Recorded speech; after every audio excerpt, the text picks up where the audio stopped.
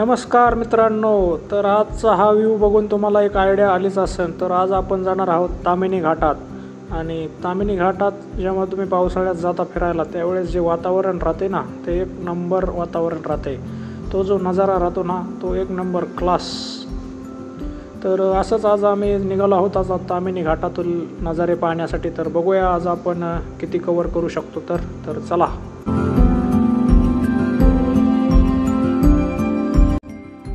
आजच्या या राईडला माझ्यासोबत आहे शुभम आणि माझे मित्र। तर बघूया समोर काय होते। तर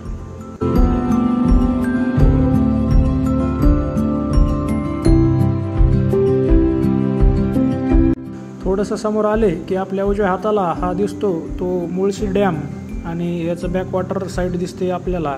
तर सध्या पाऊस असल्या कारणाने भरपूर पाणी आले होते त्या डॅमला।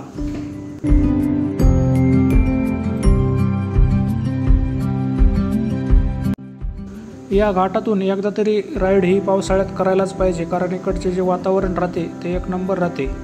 तर थोडे समोर आल्याच्या नंतर आम्ही आलो तिथे पळसे धबधब्याला, जो की पावसाळ्यात फेमस असतो। पहिलाच स्पॉट आपल्याला हा पळसे धबधबा लागतो।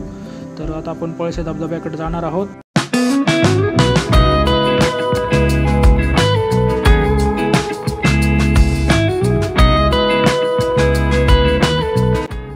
आणि फायनली मित्रांनो, हा आपल्याला असा व्ह्यू पाहायला मिळतो। अरारारा, एक नंबर खतरनाक। जे पाण्याचा आवाज आणि जे वाहणारं पाणी एक नंबर तुम्हाला अनुभवायला भेटते। तर हा होता आमचा ताम्हिणी घाटातला पहिलाच धबधबा पाहण्याचा अनुभव।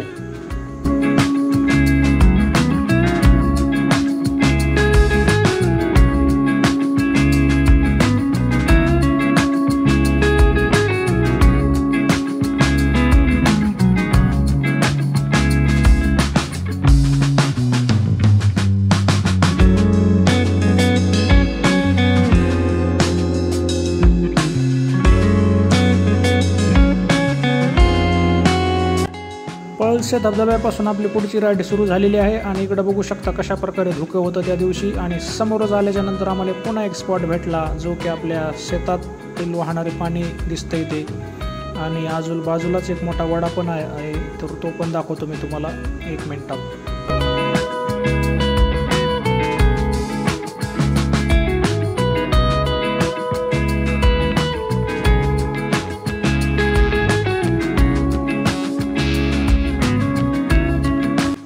हाच तो ओढा आहे जो पार करून आम्ही पलीकडे गेलो होतो। आणि आता पाऊस पडल्यानंतर परत पाण्याचा प्रवाह वाढला होता। तर अशा पद्धतीने तुम्ही 1-2 पॉईंट वाटात पाण्यासारखे असले की थांबू शकता। तर आज आम्ही ठरवलं होतं कुठं जायचं, तर ठरवलं ते सावळ्या घाटात जायला।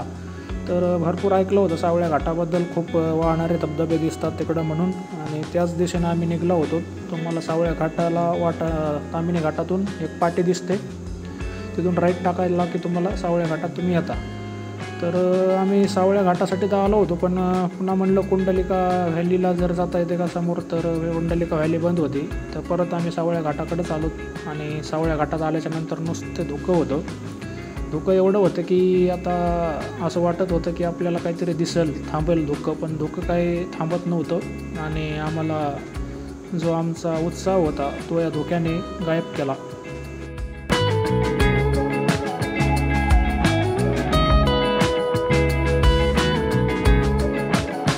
सावळ्या घाटातून तुम्हाला भरपूर सारे नजारे पाहायला भेटतात धबधब्यांचे। जे समोरच्या कुंड आपलं देवकुंड साईडचे धबधबे आपल्याला इथून पाहायला भेटतात। आणि भरपूर पब्लिक पावसाळ्यात इकडे येत असते। तर पाऊस उघडल्याच्या नंतर तुम्ही जर आलात तर येथील जो दरी आहे येथील वातावरण आहे एकदम स्वच्छ वातावरण राहते। आणि तुम्हाला पाहण्याचा अनुभव पण वेगळाच राहतो। तर पाऊस कमी झाल्याच्या नंतर तुम्ही इकडे यायला पाहिजे।